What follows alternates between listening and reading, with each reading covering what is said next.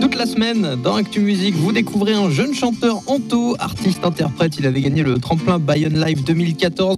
Il vient de sortir un album, Milli, avec des très bons musiciens, Serge Bian, Olivier Quesada ou encore Florent Correra.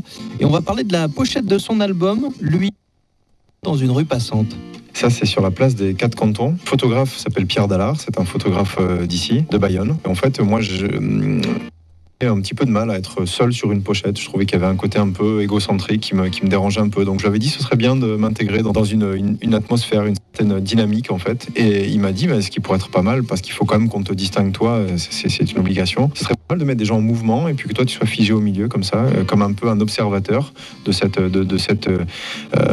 vie urbaine, tout ça. Et donc l'idée m'a beaucoup plu. C'est quoi votre relation avec cette ville, vous ? Oh, Bayonne, c'est quelque chose qui remonte à assez longtemps, parce que ma grand-mère avait Pelette, donc depuis petit, on venait en vacances au Pays Basque. Pour le coup, c'est une ville dans laquelle j'ai passé beaucoup de temps, petit, puis ensuite et puis jeune avec les fêtes.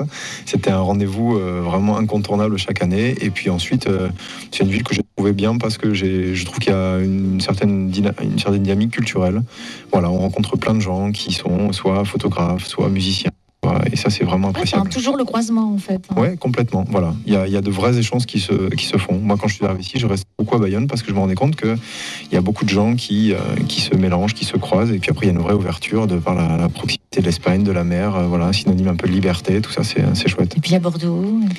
Oui, il y a Bordeaux aussi. Ouais, voilà. Et puis on remonte après sur La Rochelle. Et après, on remonte sur La Rochelle. Et si possible, on ira beaucoup plus loin que La Rochelle. Ouais. Cet album est très important parce que c'est le premier solo.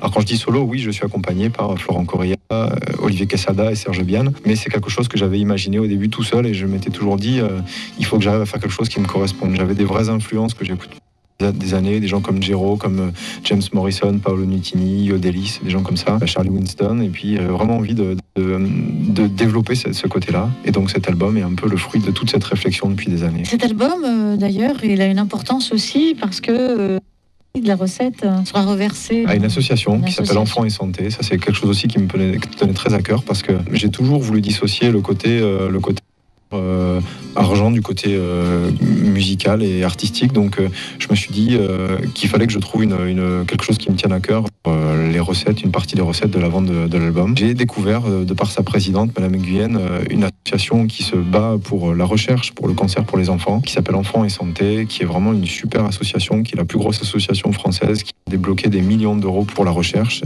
Et ça, je trouve que c'est une cause qui est vraiment noble, qui me tient très à cœur, pour mon personnel. Ça vous permet d'être plus heureux, justement, de votre liberté artistique, en même temps de vie? Oui, pour moi, c'est vraiment un tout. Ça me permet d'être cohérent entre ce que je fais, ce que je raconte, ce que je vis, ce que j'entreprends. Voilà, pour moi, c'est une continuité. Et finalement, ça pourrait être une chanson supplémentaire de l'album. C'est quelque chose qui, pour moi, est partie intégrante. Voilà. Vous pensez aussi avec dans la tête tous ces enfants qui vont recevoir des paillettes quelque part, quelque chose de complètement. vous. Et puis moi, vraiment, le leitmotiv de pourquoi j'écris, pourquoi je fais de la musique, c'est pour donner quelque chose aux gens, donner quelque chose, que ce soit des émotions, que ce soit des réflexions. Voilà, quand j'écris des romans, c'est pareil.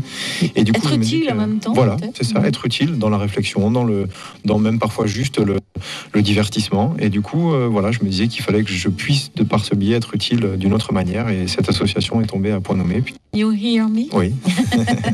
Cette chanson, Can You Hear Me, comme son nom l'indique, c'est Est-ce que tu m'entends? C'est un petit clin d'œil à un groupe de rock que j'ai écouté beaucoup plus jeune, qui s'appelle Three Doors Down, qui a beaucoup compté dans mon histoire. Du coup, voilà, c'est un petit clin d'œil à ce groupe-là. Et en même temps, ça me permet de lancer un message aux auditeurs. Est-ce que vous m'entendez? Parce que finalement, ces projets-là, je les fais pour moi, mais je les fais surtout pour les autres. Laying through the silence, heavy clouds around my head, trying hard to make sense.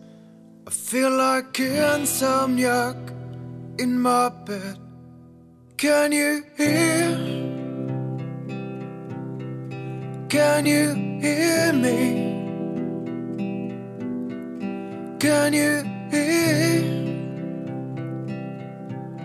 Oh, can you hear me? Can you hear? Can you hear me? Can you hear me when I'm gone? you hear me? Can you hear me? Can you hear me when I'm gone? Walking through passers-by, searching for your pretty face, asking God for a sign, be the right man in right place. Can you hear? Can you hear me? Can you hear? Oh, can you hear me? Can you hear? Can you hear me? Can you hear me when I'm gone?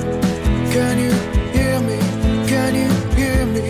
Can you hear me when I'm gone? Can you hear? Can you hear me? Can you hear me when I'm gone? Can you hear me? Can you hear me? Can you hear me when I'm gone?